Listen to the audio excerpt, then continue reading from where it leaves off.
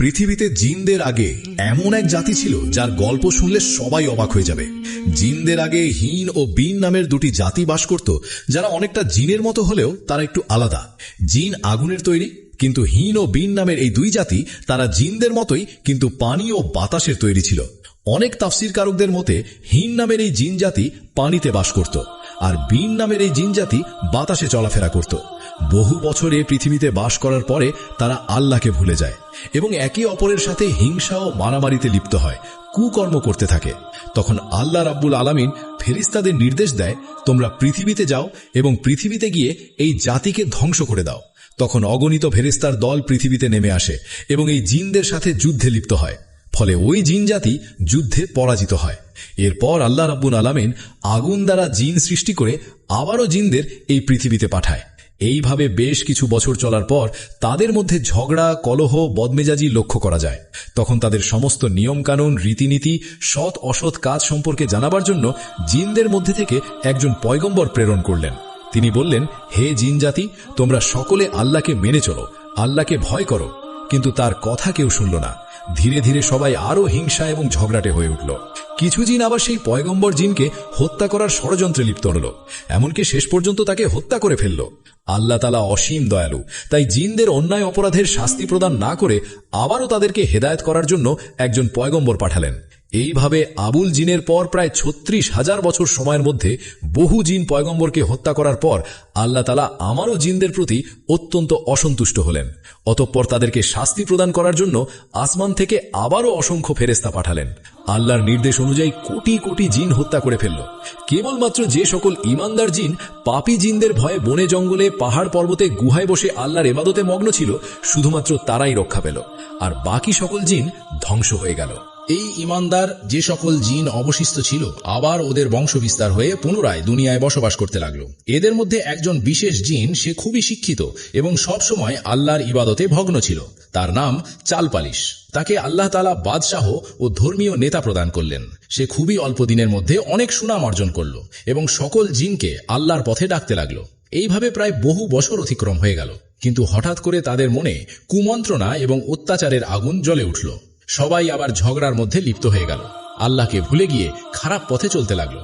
তখন আল্লাহ তাআলা হযরত জিবরাইল আলাইহিস সালামকে চালপালিশ নামক জিনের কাছে পাঠালেন এবং তাকে সতর্ক করে বললেন, তুমি তোমার দায়িত্ব কর্তব্য ভুলে কোন পথে এগিয়ে যাচ্ছ? এই পথ তোমাকে বিনাশের কোলে পৌঁছাবে। হযরত জিবরাইল আলাইহিস সালামের এই সতর্কবাণী শুনে চালপালিশের মনে চেতনার উদয় হল, কিন্তু দুষ্ট জিনদের প্ররোচনায় পড়ে চালপালিশের আবার পরিবর্তন ঘটল। এমন পাপ কাজে লিপ্ত হয়ে গেল যে আল্লাহ তাআলা এই পাপ সহ্য করল না। চালপালিশ নামক এই জিনের যখন 1000 বছর পূর্ণ হয়ে গেল, তখন আল্লাহর নির্দেশে আবারও আসমান থেকে অগণিত ফেরেশতা নেমে আসলো এবং চালপালিশ সহ সমস্ত জিন জাতিকে ধ্বংস করে দিল। কিন্তু আল্লাহর মর্জি, এবার সামান্য সংখ্যক জিন কোনো ক্রমে ধ্বংসের হাত থেকে রক্ষা পেল। তাদের মধ্যে 4 জন নেককার জিন ছিল। সে হল হামুস। হামুস নামক জিনকে আল্লাহ তাআলা বাদশাহী প্রদান করল। হামুসের জামানায় জিন জাতি কিছুদিন ভালোভাবে চলল, সৎ জীবনযাপন করল, আল্লাহর নির্দেশ পালন করল। এদিকে জিনদের আদি পিতা তারান্নুসের জন্মের 1,44,000 বছর অতিক্রম হয়ে গেল। হামুস জিনের পুত্র খাবিস, যে ছিল ইবলিসের পিতা, আর নীলবিষ ছিল ইবলিসের মাতা। তাদের চেহারা ভয়ঙ্কর ছিল। খাবিসের আকৃতি ছিল ভয়ঙ্কর সিংহের মতো, তার স্বভাব প্রকৃতি সিংহের মতো, আর নীলবিষের আকৃতি ছিল নেকড়ে বাঘের মতো। তাদের একমাত্র পুত্র নাম হল ইবলিস। ইবলিসের পিতা খাবিসের একজন বন্ধু ছিল, সে সর্ববিষয়ে পারদর্শী। তাই সে তার পুত্রকে অর্থাৎ ইবলিসকে তার বন্ধুর কাছে শিক্ষা অর্জনের জন্য নিয়ে গেল। ইবলিস ছিল যেমন মেধাবী তেমন স্মৃতিশক্তি সম্পন্ন। কোনো কিছু তাকে একবার বলে দিলে দ্বিতীয়বার বলার প্রয়োজন হতো না। যেটা সে একবার শুনত আর কখনোই ভুলত না। একবার ইবলিস সম্পর্কে তার শিক্ষাগুরুর অত্যন্ত উচ্চ ধারণা হলো, কেননা সে ইবলিসকে একবার যা বলে দিত তা কখনোই ভুলত না। সেজন্য তার বন্ধু খবিশকে বলল, বন্ধু, তোমার পুত্র ইবলিসের ভিতরে যে লক্ষণ দেখছি, তাতে মনে হয় ভবিষ্যতে নিশ্চয়ই সে এক মহা ব্যক্তিতে পরিণত হবে। আমি ৩৬,০০০ বছর শিক্ষকতা করছি, কিন্তু এই দীর্ঘদিনের মধ্যে তোমার পুত্র ইবলিসের মতো এত তীক্ষ্ণ মেধা, স্মৃতিশক্তি সম্পন্ন বুদ্ধিমান ছাত্র আমি কখনো দেখিনি। তবে একটা সমস্যা আছে, তোমার পুত্র ইবলিস অত্যন্ত বেয়াদব, অহংকারী এবং ভীষণ বদমেজাজি। এটা পরিণামের জন্য মোটেও ভালো নয়। শিশুকাল থেকে ইবলিস অত্যন্ত রাগী, জেদি, ঝগড়াটে, মিথ্যাবাদী প্রকৃতির ছিল। প্রতিবেশী অন্যান্য জিন ছেলেমেয়েদের সাথে প্রতিনিয়ত ঝগড়া মারামারি করত। এমনকি এমন একটা সময় আসলো যে অন্যান্য সকল জিনের গোষ্ঠী ইবলিশকে দেখে ভয় পেতে লাগলো। তার বিরুদ্ধে কথা বলে এমন কারো সাহস হতো না। এইভাবে বেশ ভালোই চলছিল, কিন্তু দিন বছর যত এগোতে থাকে জিন জাতি ততই গুনাহে লিপ্ত হতে থাকে। এক পর্যায়ে ওই সকল জিন জাতি এমন পাপাচারে লিপ্ত হয়ে গেল যে ঈমানদার জিনদেরও একে একে হত্যা করতে লাগলো। এমনকি জিনদের মধ্যে যে সকল পয়গাম্বার ছিল তাদেরকেও একা একা হত্যা করে দিল। তখন সকল ফেরেশতারা বলল, হে আল্লাহ, হে মাবুদ, জিনের দল দুনিয়াতে পাপাচারে লিপ্ত হয়ে অতিরিক্ত পাপ কাজ করছে এবং জিনের পয়গাম্বরকেও হত্যা করছে। তখন আল্লাহ তাআলা ফেরেশতাদের এই কথা শোনার পর বললেন, তোমরা যাও, যারা পাপাচারে লিপ্ত তাদেরকে শাস্তি প্রদান করো, এমনকি দুনিয়াতে সকল জিন সম্প্রদায়কে ধ্বংস করে দাও। আল্লাহ রব্বুল আলামিনের নির্দেশ পেয়ে অগণিত ফেরেশতাগণ দুনিয়াতে নেমে আসলো এবং জিনদের সাথে যুদ্ধ করল। দুনিয়ার সমস্ত জিনদের একে একে শেষ করে দিল। শেষ পর্যন্ত হাতে গোনা 2-4টি জিন কোনো ক্রমে পাহাড়ে পর্বতের গুহায় আত্মগোপন করেছিল, তারাই বেঁচে গিয়েছিল। তাদের মধ্যে একজন কম বয়স্ক জিন ছিল, সে ছিল ইবলিস। তাকে দেখে ফেরেশতাদের মনে অত্যন্ত মায়া লাগল। তখন ওই সকল ফেরেশতার দল আল্লাহর দরবারে দোয়া করল, হে আমার রব, হে আল্লাহ, এই ছোট্ট বালক জিনটি অসহায়, তার প্রতি আমাদের অনেক মায়া লাগছে, আমরা কি একে নিয়ে আসমানে লালন পালন করব? ফেরেশতাদের অনুরোধে আল্লাহ রব্বুল আলামিন তাকে আসমানে নিয়ে আসতে অনুমতি দিলেন। যখন ইবলিশকে ফেরেশতারা আসমানে নিয়ে এসেছিল তখন তার বয়স হয়েছিল 1000 বছর। ইবলিশ ছিল তীক্ষ্ণ স্মৃতিশক্তি সম্পন্ন। সে একবার যা শুনত চিরদিনের জন্য তা মনে রাখত। এদিকে যে সকল জিন বেঁচে গিয়েছিল তাদের বংশবৃদ্ধি পেয়ে আবার জিনদের দ্বারা এই জগৎ পরিপূর্ণ হয়ে উঠল। এদিকে ফেরেশতারা ইবলিশকে প্রথম আসমানে নিয়ে আসলো। সেখানে এসে ফেরেশতারা আল্লাহর ইবাদত বান্দেগীর সমস্ত আদব নিয়ম কানুন শিখিয়ে দিলেন। ইবলিশ খুবই অল্প সময়ের মধ্যে এই শিক্ষা লাভ করল। এভাবে দীর্ঘ 1000 বছর প্রথম আসমানে আল্লাহর ইবাদত করল। ইবলিশের আল্লাহর প্রতি ইবাদতের একাগ্রতা ও নিষ্ঠা ও ভক্তি দেখে ফেরেশতারা অবাক হয়ে গেল। সকল ফেরেশতার দল বলতে লাগলো, আমরা কেবলমাত্র আল্লাহর ইবাদতের জন্যই সৃষ্টি হয়েছি, একমাত্র ইবাদতেই আমাদের শিক্ষা, ধ্যান, দীক্ষা সবকিছুই। কিন্তু কি আশ্চর্য ব্যাপার, ইবলিশ আমাদের কাছে ইবাদতের সমস্ত নিয়ম কানুন শিখে সে যে ইবাদত করছে তা দেখে মনে হয় তার তুলনায় আমরা কিছুই না। আমাদের ফেরেশতাদের মধ্যে তো এমন ইবাদত কাউকেই করতে দেখিনি। মনে হচ্ছে ইবলিশের কাছে আমাদের অনেক কিছু শেখার আছে। তার ইবাদতে ফেরেশতারা এত মুগ্ধ হলো যে তাকে অতি যত্ন সহকারে প্রথম আসমান থেকে 1000 বছর পর দ্বিতীয় আসমানে নিয়ে গেল। দ্বিতীয় আসমানে এসে তার চেয়েও বেশি পরিমাণে ইবাদতে মশগুল হলো। আসমানের ফেরেশতারা এটা দেখে চারিদিক থেকে ধন্য ধন্য করতে লাগলো। বহু ফেরেশতারা তার প্রশংসা করতে লাগলো এবং ইলিশের নাম রাখলো আবেদ। অতঃপর ইবলিশ 1000 বছর ইবাদত করার পর ফেরেশতারা দ্বিতীয় আসমানে থেকে তৃতীয় আসমানে নিয়ে গেল। সেখানে এসে আরো বেশি পরিমাণে পরম একাগ্রতা ও মনোযোগের সাথে আল্লাহর ইবাদতে মগ্ন হলো। এটা দেখে সেখানকার ফেরেশতারা তার ইবাদতে মুগ্ধ হয়ে ইবলিশের নাম রাখলো অলি। এভাবে প্রত্যেক আসমানে ইবলিশ 1000 বছর ইবাদত করল। সেখানে 1000 বছর ইবাদত করার পর অবশেষে সপ্তম আসমানে উপনীত হয়ে পরম সুখে শান্তিতে থাকতে লাগলো। ইবলিশ সর্ববিষয়ে অনেক জ্ঞান ও অভিজ্ঞতা অর্জন করল। তখন ফেরেশতারা আল্লাহর কাছে দোয়া করে বলল, হে আমার রব, হে আল্লাহ, তুমি তোমার প্রিয় ইবলিশকে যদি আরশে মুআল্লায় উঠিয়ে আনো তবে আমরা তার কাছ থেকে আরো অনেক শিক্ষা লাভ করতে পারবো, অনেক মূল্যবান উপদেশ শুনে অনেক কিছু শিখতে পারবো, কেননা সে আমাদের অপেক্ষা অনেক বেশি জ্ঞান অর্জন করেছে। মহান আল্লাহ তাআলা ফেরেশতাদের এই আবেদন মঞ্জুর করলেন এবং ইবলিশকে আরশে মুআল্লার কাছে নিয়ে আসলেন। সেখানে এসে ইবলিশ ইয়াকুত নির্মিত একটি সুউচ্চ মেম্বারে ইবাদতে মশগুল হলেন এবং ওয়াজ নসিহত করতে লাগলো। তখন এই সব দেখে ফেরেশতারা তাকে মালাইকা অর্থাৎ ফেরেশতাদের শিক্ষক হিসাবে মেনে নিল। এদিকে পৃথিবীতে যে সকল জিনের দল অবশিষ্ট ছিল তারা আবারও ভীষণ পাপাচারী হয়ে উঠল। তখন আল্লাহ রাব্বুল আলামিন ইবলিশকে বললেন, হে ইবলিশ, তোমার ইবাদত, বন্দেগী এবং আনুগত্য দেখে অত্যন্ত সন্তুষ্ট হয়েছি। এবার তুমি দুনিয়াতে গিয়ে তোমার স্বজাতীয় জিনদেরকে সৎপথ প্রদর্শন করো। আল্লাহ রাব্বুল আলামিনের এই নির্দেশ পেয়ে ইবলিশ বলল, হে মাবুদ, হে আল্লাহ, আপনার নির্দেশ আমি অবশ্যই পালন করব, কিন্তু আল্লাহ আমাকে এমন একটি ক্ষমতা দিন, এমন শক্তি দান করুন, আমি যেন সারা দিন দুনিয়াতে জিনদেরকে শিক্ষা দান করার পর আবার যেন সন্ধ্যায় এখানে ফিরে আসতে পারি এবং আপনার ইবাদতে মশগুল থাকতে পারি। আল্লাহ রব্বুল আলামিন ইবলিশের এই আবেদন কবুল করলেন। অতপর ইবলিশ অত্যন্ত আনন্দচিত্তে দুনিয়াতে নেমে আসলো এবং জিনদেরকে বলতে লাগলো, হে জিনের দল, তোমরা কি ভুলে গেছো সেই আযাবের কথা? এখনও সময় আছে, আল্লাহর পথে ফিরে আসো। আল্লাহ ছাড়া কোনো উপাস্য নাই, পাপ কাজ ছেড়ে দিয়ে সৎ পথে ফিরে আসো। এইভাবে বহুদিন পর্যন্ত তাদের হেদায়াত করতে লাগলো। কিন্তু একাধারে বহুদিন পর্যন্ত সে আপ্রাণ চেষ্টা ও পরিশ্রম করা সত্ত্বেও সামান্য কিছু সংখ্যা জিন ছাড়া প্রায় সকলেই ইবলিশের বিরুদ্ধাচরণ করতে লাগলো এবং ভীষণ পাপাচারে লিপ্ত হয়ে গেল।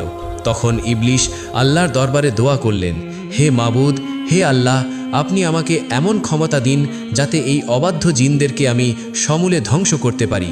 আল্লাহ রব্বুল আলামিন ইবলিশের এই দোয়া কবুল করলেন এবং জিনদেরকে ধ্বংস করার জন্য অগণিত ফেরেশতা দুনিয়ায় প্রেরণ করলেন। ফেরেশতাদের সাথে ইবলিশও ছিল। অতএব ফেরেশতা ও ইবলিশের আগমনের পর দুনিয়ার সমস্ত পাপাচারী জিন একে একে প্রাণ হারালো। দুনিয়ার কার্য শেষ করে পুনরায় ইবলিশ একাগ্রচিত্রে আল্লাহর ইবাদতে মশগুল হলো। আল্লাহ তাআলার দরবারে ইবলিশের কত যে সিজদা ছিল তা কারো পক্ষে হিসাব করা সম্ভব নয়। আসমান, জমিন ও অর্শে মুআল্লার নিকটে এমন কোনো জায়গা ছিল না যেখানে ইবলিশ অসংখ্য সিজদা দেয়নি। অতপর ইবলিশ আল্লাহ রাব্বুল আলামিনের কাছে দোয়া করলেন, হে আমার রব, হে আল্লাহ, তোমার অসীম অনুগ্রহে আমি অতি সামান্য স্তর থেকে সসম্মানে অতি উচ্চ স্তরে পৌঁছেছি। এখন আমার মনের একান্ত বাসনা হলো তোমার পবিত্র লৌহে মাহফুজ যদি একবার দেখাতেন আল্লাহ গো, আমার জীবন ধন্য সার্থক হয়ে যেত। তুমি দয়া করে, মেহেরবানি করে, অনুগ্রহ করে আমার এই আকাঙ্ক্ষা পূর্ণ করো। পরম দয়ালু মহান আল্লাহ তাআলা ইবলিশের এই দোয়া কবুল করার পর মিকাইল ফেরেশতাকে বললেন, হে মিকাইল, ইবলিশকে নিয়ে লাওহে মাহফুজের নিকটে নিয়ে যাও। মিকাইল ফেরেশতা এই নির্দেশ পাওয়ার সাথে সাথে ইবলিসকে নিয়ে লাউহে মাহফুজের নিকটে নিয়ে গেল। ইবলিশ আল্লাহর অপূর্ব সৃষ্টি লাউহে মাহফুজের দিকে এক দৃষ্টিতে চেয়ে দোয়া পাঠ করতে লাগলো। হঠাৎ এক স্থানে তার চোখ পড়ল, আর সেখানে লেখা ছিল আল্লাহর এক বান্দা 6 লক্ষ বছর পর্যন্ত আল্লাহর ইবাদত করবে, কিন্তু মহান আল্লাহর একটি আদেশ অমান্য করার কারণে সে জান্নাত থেকে বিতাড়িত হবে। আর ওই বান্দা আসমান ও জমিনে মালাউন বা অভিশপ্ত নামে পরিচিত হবে। এটা দেখার পর ইবলিশ আর থাকতে পারল না, কেঁদে ফেলল এবং সেজদায় লুটিয়ে পড়ল। তাফসীর কারকদের মতে ইবলিস এই সেজদা 6000 বছর অতিবাহিত করেছিল। 6000 বছর পর ইবলিস মাথা তুলে দেখতে পেল তার সেজদার জায়গায় লিখিত রয়েছে লা নাআতুল্লাহি আলা ইবলিস, অর্থাৎ ইবলিসের উপর আল্লাহর অভিশাপ বর্ষিত হোক। এটা দেখে ইবলিস আল্লাহর কাছে দোয়া করল, হে আমার রব, এই ইবলিস কে? আমাকে বলুন, আমি তাকে যথাযথ শিক্ষাদান করি। তার জবাবে মহান আল্লাহ তাআলা বললেন, অচিরেই তুমি তাকে দেখতে পাবে। এই কথা শুনে ইবলিস সেখানে দাঁড়িয়ে 1000 বছর পর্যন্ত পাঠ করল লা নাআতুল্লাহি আলা ইবলিস, অর্থাৎ ইবলিসের উপর আল্লাহর লানত বর্ষিত হোক। এখানে উল্লেখ করা প্রয়োজন, তখন ইবলিস এই নামে পরিচিত হয়নি। এরপর আল্লাহ রাব্বুল আলামিন ইবলিসকে বললেন, হে ইবলিস, বলো তো, যে বান্দা আমার অশেষ অনুগ্রহ লাভ করার পরেও আমার হুকুম অমান্য করবে তার কেমন শাস্তি হওয়া উচিত? জবাবে ইবলিস বলল, হে আমার রব, মহান আল্লাহ রাব্বুল আলামিন এমন অকৃতজ্ঞ ব্যক্তির কঠিন শাস্তি এবং অভিশাপ বর্ষিত হওয়া উচিত। তখন আল্লাহ রাব্বুল আলামিন বললেন, তোমার এই কথাটা এক টুকরো তক্তিতে লিখে তোমার কাছেই রেখে দাও, পরে তা কাজে আসতে পারে। অতঃপর এই ঘটনার বেশ কিছুদিন পর হঠাৎ একদিন ইবলিস মনে মনে ভাবতে লাগলো, এখন ফেরেশতাদের জগতে, জিনের জগতে এমন কোনো ফেরেশতা ও জিন নেই যে আমার চেয়ে বেশি শিক্ষা লাভ করেছে। এখন ফেরেশতাদের থেকে আমার প্রভাব অতুলনীয়। আমার প্রভাব প্রতিপত্তি ও ক্ষমতার সাথে মোকাবিলা করার মতো এখন আর কারও ক্ষমতা নেই। আমার মনে হয় মহান রাব্বুল আলামিন সৃষ্টি জগতের পরিচালনার দায়িত্ব একমাত্র আমাকেই দিতে পারে। এই ভেবে সে আনন্দে আত্মহারা হয়ে গেল। এই ঘটনার বেশ কিছুদিন পরই আল্লাহ তাআলার একদল ফেরেশতা লাউহে মাহফুজে একটি লেখা দেখতে পায়, যেখানে লেখা ছিল, খুব শিগগিরই একজনের ওপর আল্লাহর লানত বর্ষিত হবে। এই লেখা দেখে সমস্ত ফেরেশতার দল ভয়ে থরথর করে কাঁপতে লাগলো।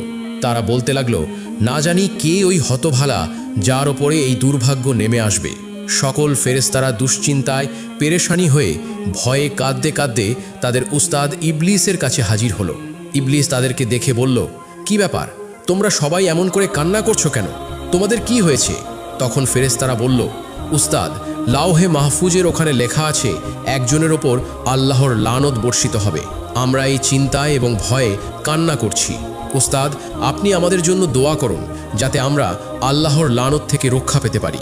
ইবলিস ফেরেশতাদের এই সমস্ত কথা শোনার পর মুচকি হেসে আল্লাহ তাআলার দরবারে দোয়া করল, হে আমার রব, হে দয়াময় আল্লাহ তাআলা, তুমি এই ফেরেশতাদের কারোর উপর লানত দিও না। আল্লাহ রাব্বুল আলামিন সাথে সাথে ইবলিসের এই দোয়া কবুল করলেন। অতপর এর কিছুদিন পর একদিন ইবলিস আরশে মুআল্লার একখানা তক্তির ওপরে উজ্জ্বল নূরের হরফে একটি লেখা দেখতে পায়।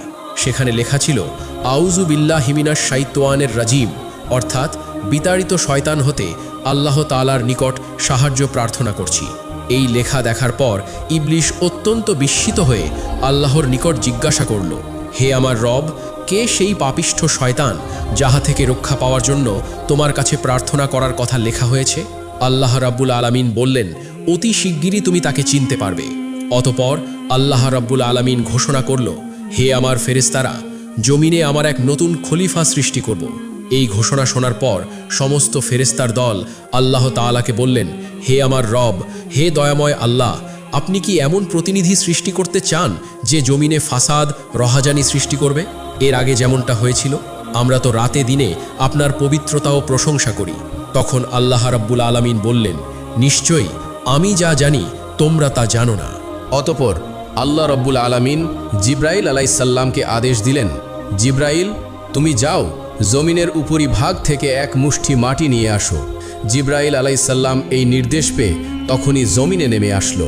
যেখানে বর্তমানে কাবা উপস্থিত, সেখানেই সর্বপ্রথম এক মুষ্টি মাটি নিতে চাইল, কিন্তু জমিন বলে উঠল, হে জিব্রাইল, আমার নিকট থেকে মাটি নিও না। এই মাটি থেকে আল্লাহ রাব্বুল আলামিন তার যে খলিফা বা প্রতিনিধি সৃষ্টি করবেন, তাদের সন্তান সন্ততি অত্যন্ত পাপী এবং শাস্তিযোগ্য হবে। আমি অসহায় মাটি, আল্লাহর শাস্তি ভোগ করার শক্তি আমার নেই। এই কথা শোনার পর হযরত জিবরিল আলাইহিসসালাম মাটি না নিয়ে ফিরে আসলেন। এরপর একে একে মিকাইল, ইসরাফিল সকল ফেরেশতাকে মাটি আনার জন্য সেখানে পাঠানো হলো, কিন্তু তারা সবাই এভাবে মাটি না নিয়ে ফিরে আসলো। অবশেষে আল্লাহ রাব্বুল আলামিন হযরত আজরাইল ফেরেশতাকে বলল, হে আজরাইল, তুমি জমিন থেকে এক মুষ্টি মাটি নিয়ে আসো। আল্লাহ রাব্বুল আলামিনের এই নির্দেশ পেয়ে আজরাইল ফেরেশতামা সাথে সাথে জমিনে নেমে আসলেন। অতপর জমিন আগের মতো আল্লাহর কসম করে মাটি নিতে নিষেধ করলেন। তখন আজরাইল ফেরেশতা বললেন, হে জমিন, তুমি যার কসম দিচ্ছ, আমি সেই মহান আল্লাহর নির্দেশে এখানে এসেছি। আমি সেই মহান আল্লাহ তাআলার আদেশ অমান্য করতে পারবো না, অতএব এক মুষ্টি মাটি নিয়েই যাব। এই কথা বলার পর আজরাইল ফেরেশতা এক মুষ্টি মাটি নিয়ে ঊর্ধ্ব জগতে চলে গেলেন। আল্লাহর দরবারে এসে বললেন, হে আল্লাহ, আপনি মহান জ্ঞানী, এই জগৎসমূহের প্রতিপালক, আপনার আদেশ আমি পালন করেছি। তখন আল্লাহ রাব্বুল আলামিন বললেন, হে আজরাইল, এই মাটি হতে জমিনে এক খলিফা সৃষ্টি করব এবং তার জান কবজ করার দায়িত্ব তোমাকেই দেব। তখন আজরাইল ফেরেশতা বললেন, হে আমার রব, হে মহান আল্লাহ তাআলা, আপনি যদি এই দায়িত্ব আমাকে দেন, তাহলে আপনার বান্দারা আমাকে দুশমন ভাববে। তখন আল্লাহ রাব্বুল আলামিন বললেন, হে আজরাইল, প্রত্যেক বান্দা তার মৃত্যুবরণ করার আগে একটি উছিলা তৈরি হবে, ফলে কেউ তোমাকে দুশমন ভাববে না। অতপর আল্লাহ রাব্বুল আলামিনের নির্দেশে ফেরেশতারা ওই এক মুষ্টি মাটিকে তায়েফ ও মক্কা শরীফের মাঝখানে রেখে দেন। তখন আল্লাহর রহমতের বৃষ্টি তার উপর বর্ষিত হয়। এভাবে 2 বছর সেই মাটি বৃষ্টিতে ভিজে কাদায় পরিণত হলো। 6ষ্ঠ বছরে শুকনো মাটিতে রূপান্তরিত হলো এবং 8ম বছরে হযরত আদম আলাইহিসসালামের আকৃতি সৃষ্টি হলো। অতঃপর একদিন ইবলিশ 70,000 ফেরেশতার সাথে নিয়ে হযরত আদম আলাইহিসসালামের নিকট এসে দেখে তার দেহ পিঞ্জর মাটিতে পড়ে রয়েছে। এ সময় ইবলিশ তার প্রতি অসম্মানের দৃষ্টিতে দেখে। তারপর অন্য একদিন ফেরেশতারা ইবলিশকে বললেন, আল্লাহ রাব্বুল আলামিন এই মাটি হতে প্রতিনিধি সৃষ্টি করবে। তখন ইবলিশ বলল, এ কথা সত্য, তবে আল্লাহ তাআলা যদি এ আকৃতিকে আমার অধীন করে দেয়, তাহলে আমি তাকে ধ্বংস করে ফেলব, আর আমাকে তার অধীনস্থ করে দিলে আমি তার অধীনতা স্বীকার করব না। এই ঘটনার 40 দিন পর হযরত আদম আলাইহিসসালামের রূহ সৃষ্টি করা হয়। অতঃপর আল্লাহ রাব্বুল আলামিন সকল ফেরেশতাকে বলল, হে ফেরেশতারা, তোমরা সকলেই আদমকে সেজদা করো। সকল ফেরেশতারা হযরত আদম আলাইহিসসালামকে সেজদা করল, কিন্তু ইবলিশ সেজদা করল না। তখন আল্লাহ রাব্বুল আলামিন বললেন, হে ইবলিশ, যাকে আপন হাতে সৃষ্টি করা হয়েছে তাকে সেজদা করতে কিসে তোমাকে বাধা দিয়েছে? এটা তো তুমি অহংকার করলে। তখন ইবলিশ বলল, আমি তার চেয়ে শ্রেষ্ঠ। হে আল্লাহ, আপনি আমাকে আগুন দিয়ে সৃষ্টি করেছেন আর তাকে মাটি দিয়ে সৃষ্টি করেছেন। তখন আল্লাহ রাব্বুল আলামিন বললেন, হে ইবলিশ, এখান থেকে বেরিয়ে যাও, কারণ এখন তুই অভিশপ্ত হয়েছিস, তোর উপর কিয়ামত পর্যন্ত লানত থাকলো। তখন ইবলিশ শয়তান বলল, হে আল্লাহ, এই আদমের জন্যই আমি আপনার দরবার থেকে বিতাড়িত অভিশপ্ত হয়েছি, এটা আমার দুর্ভাগ্য। তখন আল্লাহ রাব্বুল আলামিন বললেন, হে ইবলিশ, সেই লিখাতক্তির দিকে চেয়ে দেখো কি লেখা আছে। ইবলিশ সেদিকে দৃষ্টি দিতেই দেখল সেখানে লেখা আছে, আল্লাহর এক বান্দা আল্লাহর নির্দেশ অমান্য করবে, আর তার শাস্তি হচ্ছে আল্লাহর লানত, অর্থাৎ আল্লাহর রহমত থেকে বঞ্চিত হয়ে যাবে। এই লেখা পাঠ করার পর ইবলিস অত্যন্ত নিরাশ ও লজ্জিত হয়ে বললেন, হে আমার রব, আমাকে অবকাশ দিন সেই কেয়ামত দিবস পর্যন্ত। আমার দ্বিতীয় আবেদন হলো, আমাকে আদম সন্তানের মস্তিষ্কের ভেতরে প্রবেশের সুযোগ দিন, আর আমাকে তাদের দৃষ্টির অন্তরালে রাখুন, যেন আমি তাদেরকে সব সময় ধোঁকা দিতে পারি। আপনার ইজ্জতের কসম, আমি তাদের সবাইকে পথভ্রষ্ট করব, তবে তাদেরকে নয় যারা ঈমানদার আল্লাহওয়ালা, যারা আল্লাহর পথে থাকবে। তখন আল্লাহ রাব্বুল আলামিন বললেন, তোকে এবং তোর অনুসারীদের দিয়ে জাহান্নাম ভর্তি করব। প্রিয় দর্শক, আপনারা যদি এর পরের পার্ট দেখতে চান তাহলে অবশ্যই জানাতে ভুলবেন না। আর আমরা সকলেই যেন শয়তানের ধোঁকা থেকে বেঁচে থাকি, অর্থাৎ আমরা সকলেই যেন অসৎ এবং খারাপ পথ বর্জন করে আল্লাহর দেখানো পথেই চলতে পারি। আল্লাহ রাব্বুল আলামিন আমাদের সকলকে এই তৌফিক দান করুক। আমিন।